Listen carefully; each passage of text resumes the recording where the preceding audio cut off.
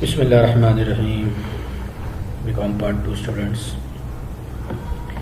आज हम अपनी कॉस्ट अकाउंटिंग की क्लास में क्वेश्चन नंबर 17 डिस्कस करेंगे। और चलिए, क्वेश्चन नंबर 17 डिस्कस करने से पहले मैं आप लोगों को थोड़ा सा पिछला रिकॉल करा दूं, क्योंकि कुछ बच्चों को प्रॉब्लम्स थी पिछले सवालों में। तो ज़रा आइए पहले हम पिछले सवाल में से एक आध चीज़ देखते हैं, ताकि अगर कोई प्रॉब्लम हो तो आपकी वो प्रॉब्लम हल हो जाए।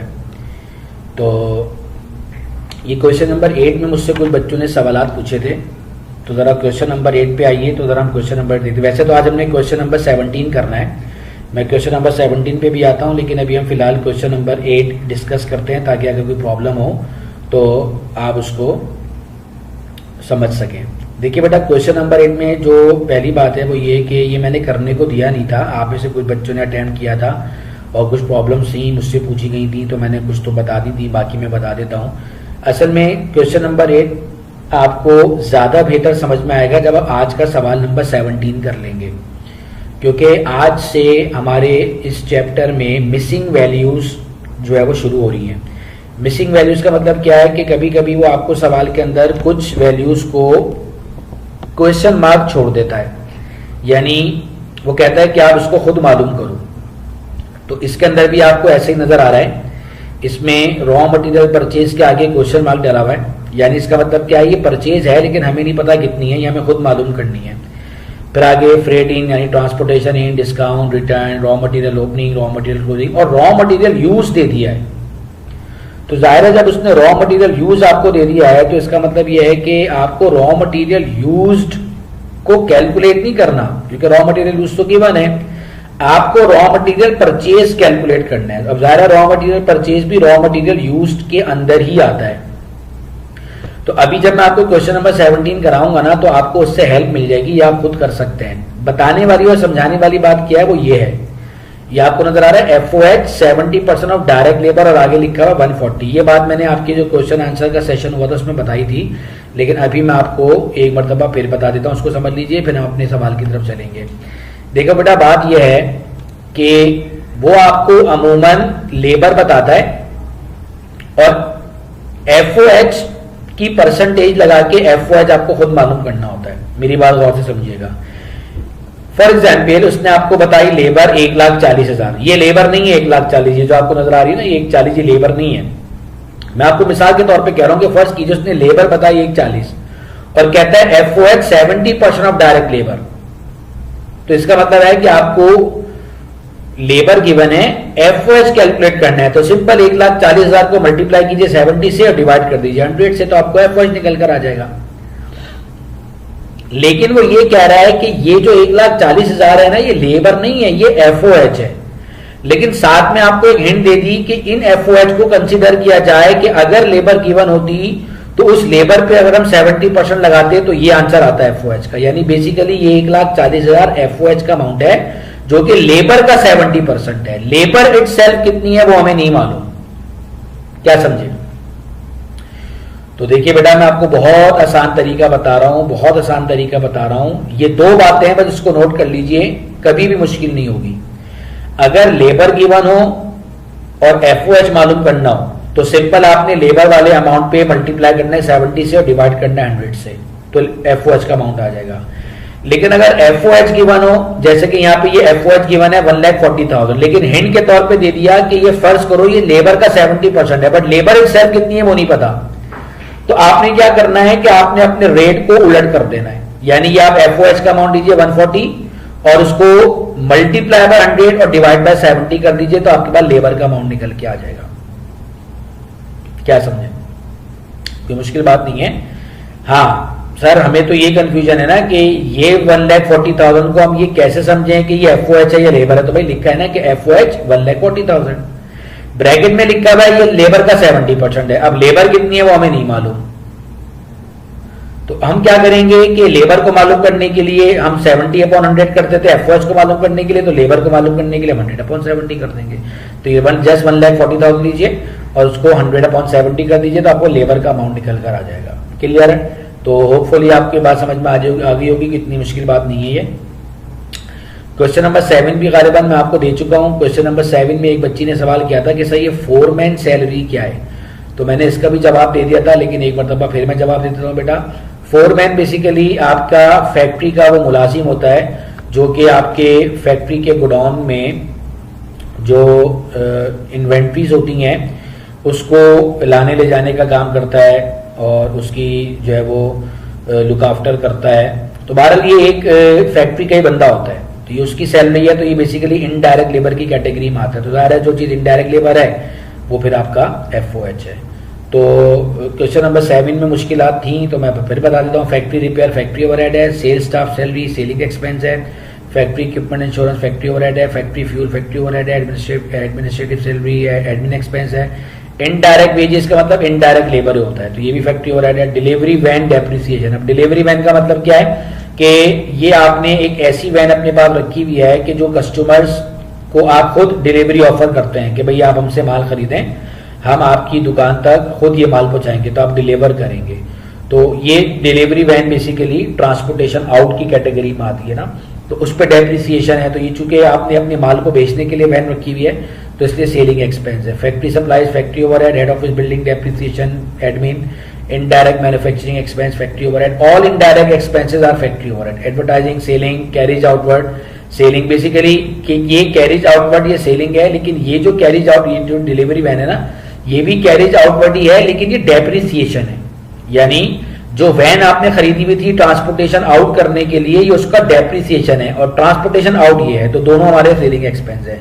फोरमैन सैलरी बता चुका हूँ, फैक्ट्री ओवरहेड है। मशीन ओवरहेलिंग, ज़ाहिर मशीन फैक्ट्री में होती है तो उसकी ओवरहेलिंग का खर्चा भी फैक्ट्री ओवरहेड है। जनरल ऑफिस वैन डेप्रिसिएशन, अब ये भी एक वैन है लेकिन ये हेड ऑफिस के लिए है, हेड ऑफिस के कामों के लिए है या हेड ऑफिस के एम्प्लॉयज को पिक एंड ड्रॉप करने के लिए है, तो ये एडमिन ओवरहेड है। और ऑफिस यूटिलिटीज ये भी फैक्ट्री एडमिन ओवरहेड है। तो ये सवाल नंबर 7 भी बेसिकली आप कर तो चुके थे, मैंने आपको फिर भी बता दिया। अच्छा जी, तो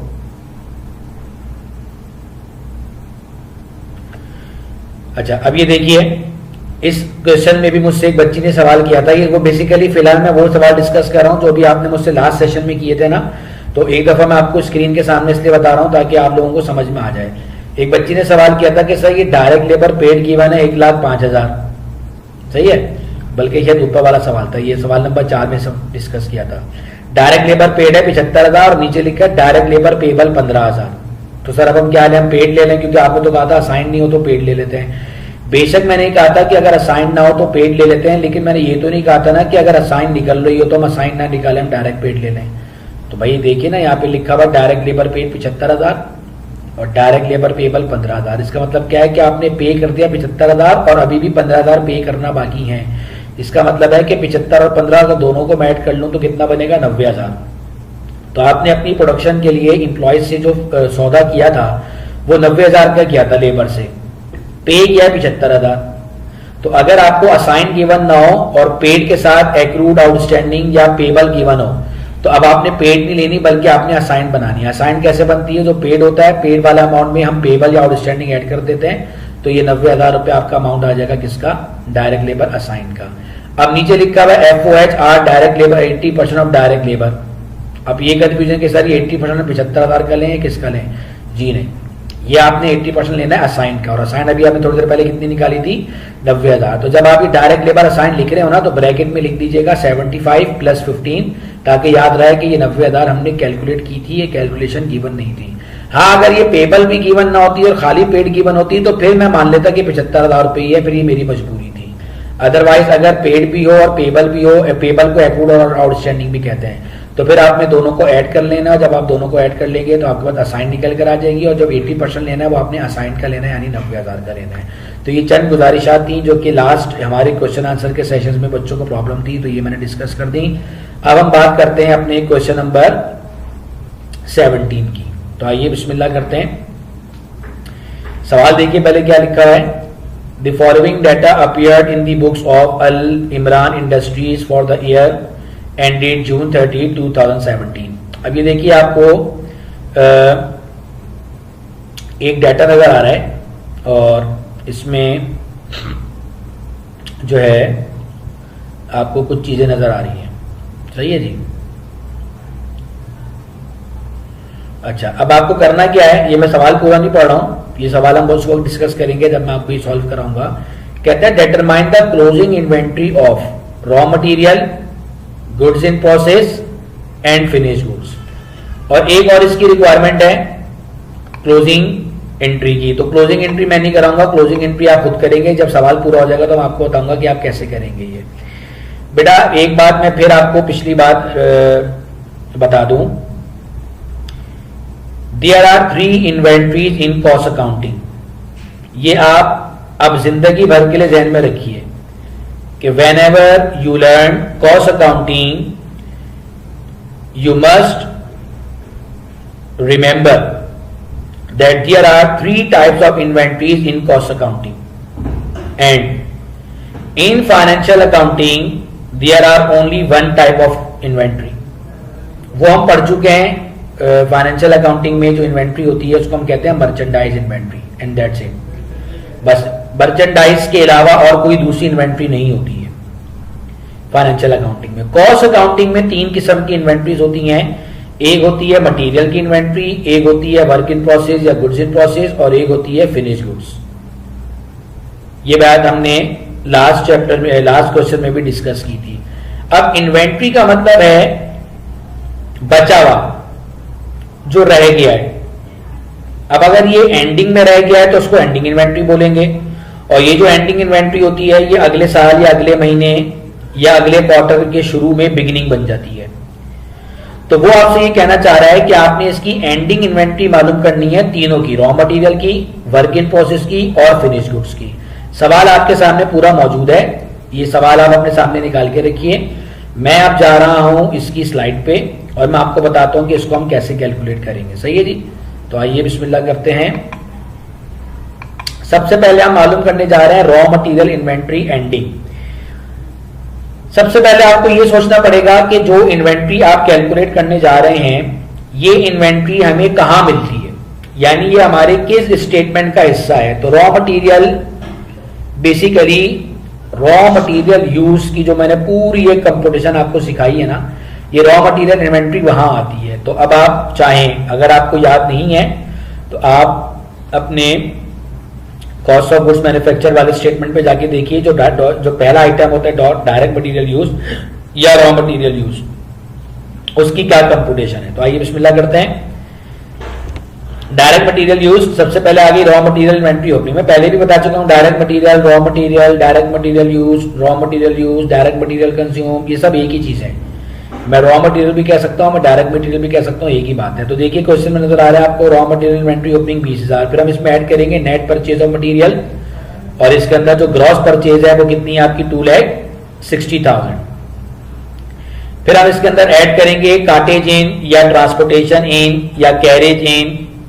तो मैंने यहाँ पे कार्टेज इन के नाम से लिख दिया, जो आपको सवाल में गिवन है 3,000। तो ये आपका आंसर आ गया टोटल डिलीवर्ड कॉस्ट।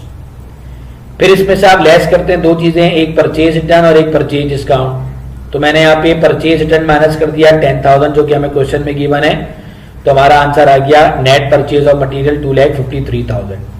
फिर जब मैं इन दोनों को ऐड करूंगा, ये 20,000 मटेरियल इन्वेंट्री बिगनिंग और ये नेट परचेज ऑफ मटेरियल, तो हमारे पास आंसर आ गया cost of material available for use 2,73,000। देखिए बेटा यहां तक आपको कोई बात मुश्किल नहीं लगी, बड़ी आसान बात है।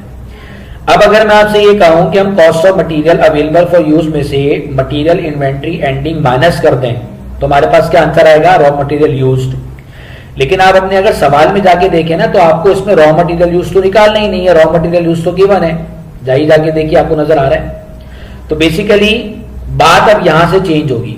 अगर मैं cost of material available for use में से एंडिंग माइनस कर दूं तो रॉ मटेरियल यूज आता है, लेकिन मुझे तो रॉ मटेरियल यूज कैलकुलेट ही नहीं करना। मेरी तो हेडिंग क्या थी कि मुझे raw material inventory ending calculate करना है। तो अगर मैं ये करूं कि जो मुझे सवाल में रॉ मटेरियल यूज गिवन है अगर मैं वो माइनस कर दूं तो मेरे पास रॉ मटेरियल की एंडिंग इन्वेंट्री निकल कर आ जाएगी। बताइए क्या बात मुश्किल लगी आपको इसमें। यानी ये जो स्क्रीन पर आपको सामने नजर आ रहा है ये बेसिकली फॉर्मेट तो है रॉ मटेरियल यूज का। तो बेटा यहां तक cost of material available for use तक तो कोई बात मुश्किल नहीं है, बस मैंने इसके बाद से चेंज किया है। हम मटेरियल अवेलेबल में से मटेरियल एंडिंग माइनस करते हैं तो मटेरियल यूज निकल कर आता है। मैंने यहाँ पे मटेरियल यूज माइनस कर दिया तो एंडिंग इन्वेंट्री निकल कर आ गई। तो उसने पूछा भी तो हमसे रॉ मटेरियल की एंडिंग इन्वेंट्री थी ना, सही है जी। तो ये हमारी पहली रॉ मटेरियल एंडिंग इन्वेंट्री निकल कर आ गई।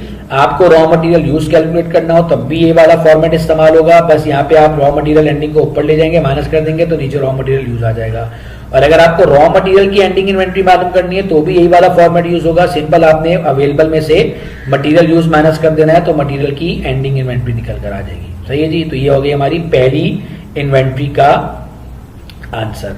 अब आ जाइए अपनी सेकंड स्लाइड पे। अब हम मालूम करने जा रहे हैं वर्क इन प्रोसेस की इन्वेंट्री एंडिंग। अब पहले तो ये सोचिए कि वर्क इन प्रोसेस किस फॉर्मेट में आता है।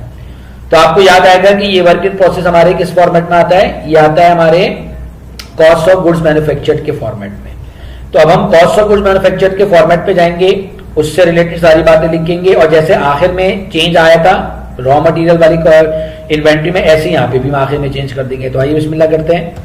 सबसे पहले हम लिखेंगे रॉ मटेरियल यूज। अब रॉ मटेरियल यूज वैसे तो पूरी एक कंप्यूटेशन होती है, लेकिन मैंने यहाँ पे पूरी कंप्यूटेशन क्यों नहीं की, क्योंकि रॉ मटेरियल यूज मैं अभी जो है वो सवाल में हमें गिवन है, तो इसलिए जब हमें सवाल में गिवन है तो हमें जरूरत ही नहीं निकालने की। तो ये आ गया रॉ मटेरियल यूज होगा 37,500। डायरेक्ट लेबर ये भी आपको क्वेश्चन में नजर आ रही है 1,10,000 रुपए। और एफओएच ये भी आपको नजर आ रहे हैं इनडायरेक्ट मैन्युफैक्चरिंग कॉस्ट के नाम से। जाइए सवाल में जाके देखिए तो आपको इनडायरेक्ट मैन्युफैक्चरिंग कॉस्ट लिखा हुआ नजर आ रहा है। बेसिकली इनडायरेक्ट मैन्युफैक्चरिंग कॉस्ट को ही फैक्ट्री ओवरहेड कहते हैं, और ये मैंने आपकी आसानी के लिए लिख दिया है कि फैक्ट्री ओवरहेड को इनडायरेक्ट कॉस्ट भी कहते हैं। कभी कभी इनडायरेक्ट कॉस्ट भी लिखा हुआ आ सकता है। तो देखिए ये मटेरियल यूज आ गया, ये लेबर असाइन आ गई, ये फैक्ट्री ओवरहेड आ गई। तो ये हमारे पास इन तीनों को ऐड किया तो क्या निकल कर आया, मैन्युफैक्चरिंग कॉस्ट। अब अगर मैं इसमें, अच्छा ये अब आप कहां से देख रहे हैं, ये कौन सा फॉर्मेट है, ये कॉस्ट ऑफ गुड्स मैन्युफैक्चर्ड का। अब अगर आप इसके अंदर ऐड करते हैं अपनी WIP बिगनिंग जो कि क्वेश्चन में नजर आ रही है 10,000, तो हमारे पास क्या आंसर आता है, total cost of goods in process या total cost of goods in manufacturing 4,17,000। अब देखिए यहां तक कुछ मसला नहीं है, यहां तक कोई चीज ऐसी नहीं है जो आपको ना समझ में आई हो। आप चाहें तो अपने फॉर्मेट में जाके देख लें, बिल्कुल एज इट इज ऐसे ही है। अब याद कीजिए अगर हम इस total cost of goods in process या इन मैन्युफैक्चरिंग में से WIP एंडिंग माइनस कर देते हैं तो क्या आती है, कॉस्ट ऑफ गुड्स मैन्युफैक्चर्ड। लेकिन हमें तो इस सवाल में cost of goods manufactured calculate ही नहीं करनी, हमें तो इस सवाल के अंदर वर्क इन प्रोसेस की एंडिंग इन्वेंट्री कैलकुलेट करनी है।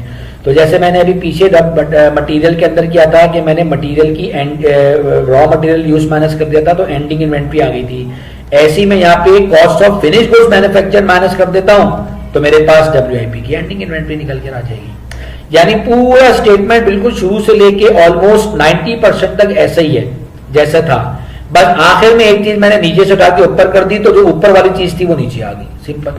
तो ये देख लीजिए हम WIP एंडिंग ऊपर माइनस करते हैं तो हमारे पास cost of finish goods manufactured नीचे आता है। तो मुझे चूंकि सवाल में cost of finish goods manufactured given था, मेरा मकसद जो है इस सवाल के अंदर cost of goods manufactured calculate करना नहीं था, मेरा मकसद इस सवाल के अंदर WIP एंडिंग को कैलकुलेट करना था। तो इसलिए मैंने WIP एंडिंग को जो है वो छोड़ दिया, मैंने कॉस्ट ऑफ गुड्स मैन्युफैक्चर्ड को माइनस कर दिया। तो 4,17,000 में से 3,80,000 माइनस किए तो हमारे पास WIP एंडिंग की कॉस्ट निकल के आ गई।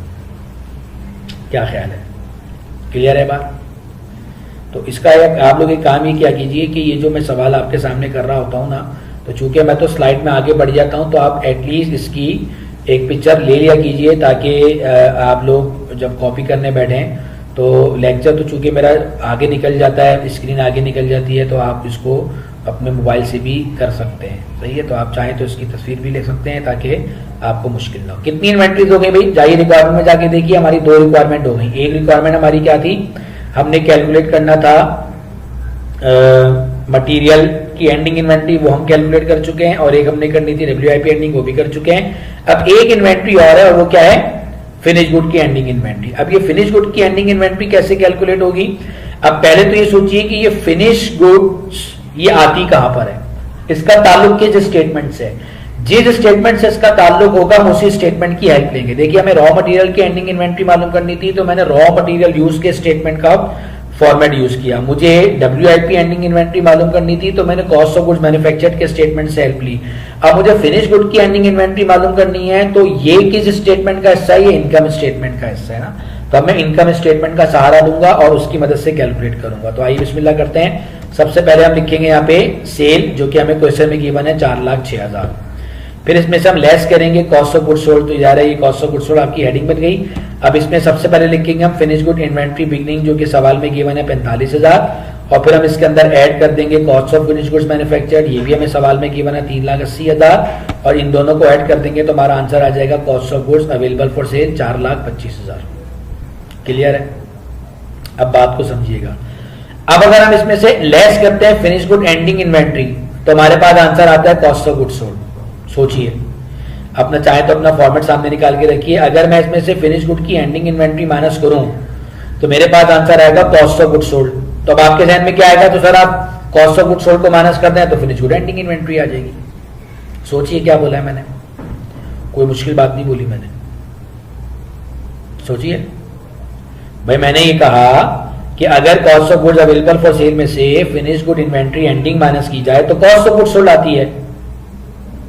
तो आपके जहन में क्या आ रहा है कि सर आप cost of goods sold minus कर दें तो फिनिश गुड की एंडिंग इन्वेंट्री आ जाएगी, खत्म, सवाल यहीं पर ही खत्म हो जाएगा। लेकिन इसके लिए फिर सवाल में कॉस्ट ऑफ गुड्स सोल्ड भी तो गिवन हो। आप जाके देखिए सवाल में कॉस्ट ऑफ गुड्स सोल्ड है ही नहीं। देखिए नजर आ रही है? मुझे तो नजर नहीं आ रही। अगर सवाल में cost of goods sold given होती तो बेटा बहुत आसान था। जाहिर है अगर मैं finish good ending inventory minus करके कॉस्ट ऑफ गुड्स सोल्ड हासिल करता हूं तो मैं cost of goods sold minus कर दूंगा तो फिनिश गुड एंडिंग आ जाएगी। लेकिन कॉस्ट ऑफ गुड्स सोल्ड भी तो होना। इसका मतलब है कि ये सवाल ये जो मिसिंग वैल्यू है ना, ये थोड़ी सी एक्सटेंड हो जाएगी और इसका तरीका थोड़ा सा डिफरेंट होगा। चलिए आगे चलते हैं। तो मैंने क्या किया, मैंने लिखा ये जो W2 लिखा हुआ नजर आ रहा है, इसको आप बिल्कुल इग्नोर कर दीजिए, इसको बिल्कुल मत देखिएगा ये क्या लिखा हुआ है। सही है? तो ये आपने finish good ending inventory minus कर दी जो नहीं है। तो मैंने क्या किया, मैंने आपके सामने क्वेश्चन मार्क डाल दिया।